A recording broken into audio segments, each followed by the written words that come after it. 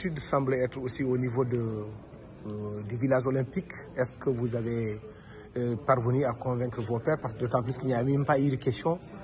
Vous en déduisez que tout est OK? Oui, alors souvent l'absence d'information crée un peu un certain nombre de sentiments. Mais je pense que ce qui est important, c'est de leur montrer aujourd'hui que les infrastructures ne sont pas en danger. Et vous savez, souvent quand on parle de ces grands événements sportifs, le premier réflexe, c'est de se dire, est-ce que les infrastructures seront en danger? Je pense que dans le cas de Dakar, le gros avantage qu'on a, c'est que pratiquement presque toutes les infrastructures sont à pied d'œuvre.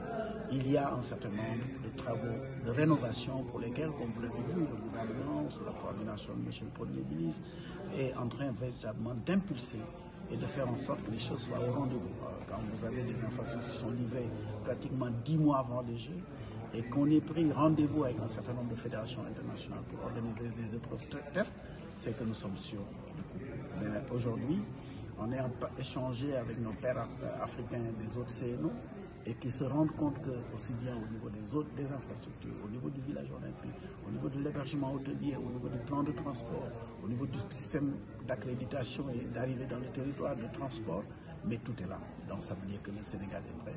Et en tout cas, ils ont grandement apprécié et c'est réconfortant. Nous avons d'autres rendez-vous pour commencer maintenant sur la partie échange d'informations liées à leur participation, à comment à leur donner. Et nous avons un agenda extrêmement clair qui les rassure, en tout cas, et je peux le dire aujourd'hui. L'association nationale, l'association des comités nationaux olympiques d'Afrique, l'ACNOA, a délivré un satisfait et ça nous donne du courage, ça nous encourage à aller de l'avant et je voudrais vraiment aussi remercier le président Berab et tous les membres de l'ACNOA pour cette... Un programme d'engagement, quand on parle des Jeux olympiques de la jeunesse, on parle d'engagement. L'engagement, c'est la jeunesse sénégalaise, la jeunesse de l'Afrique. Aujourd'hui, notre slogan, c'est l'Afrique accueille et Dakar célèbre, ce qui nous a permis aujourd'hui de bâtir un programme d'engagement très crédible qui porte en fait sur le festival Dakar Enjeu. L'édition de 2024, c'était d'ouvrir à l'Afrique. Nous avons organisé des compétitions sur le plan africain, c'est-à-dire inviter des séjours africains à venir au Sénégal et de partager ces moments pendant la période de Dakar Enjeu. Cette année, c'est worldwide. Nous allons vous présenter bientôt un programme sur le festival Dakar Enjeu, où pas mal de séjours seront invités pour venir célébrer avec nous ces moments au Sénégal. Nous avons décidé de la flamme olympique, un moment très important, parce que comme vous le savez, la flamme olympique ne sort pas du pays de l'organisation. Mais aujourd'hui, avec l'appui du président Moumoudja Italien, du coordonnateur M. Grémoire, pour la première fois, la flamme olympique va sortir de l'Afrique. Notre slogan, je le rappelle tout à l'heure, l'Afrique accueille et Dakar célèbre, raison pour laquelle nous avons profité de ces premiers jours en Afrique pour faire sortir la flamme olympique en Afrique avant de venir au Sénégal.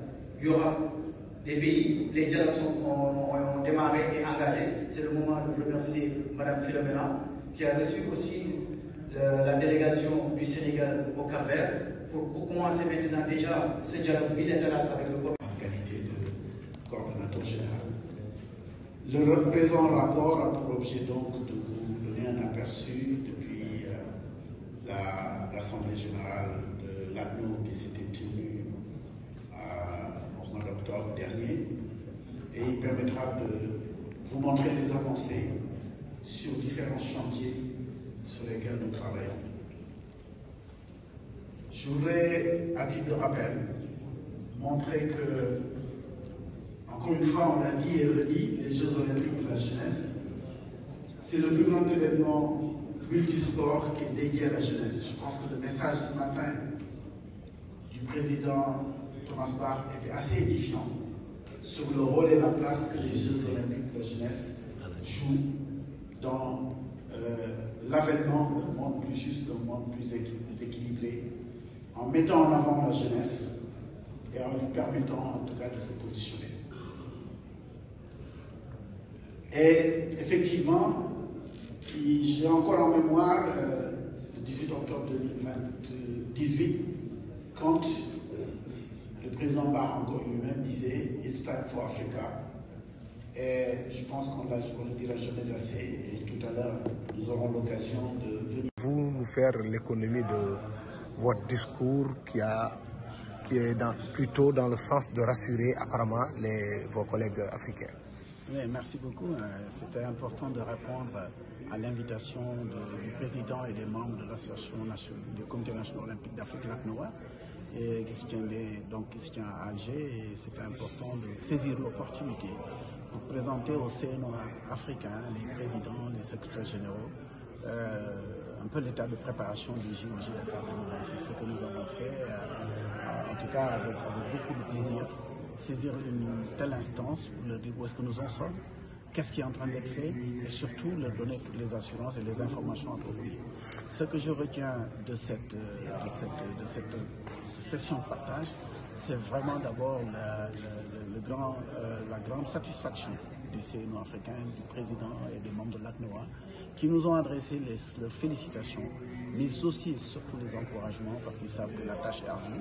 Quand pour les JOJ Dakar 2026, on dit que l'Afrique accueille, Dakar célèbre, et qu'on lui donne un contenu qui corresponde à ce qu'ils attendaient, véritablement, il y a de quoi se réjouir, en tout cas, de notre participation à cette instance.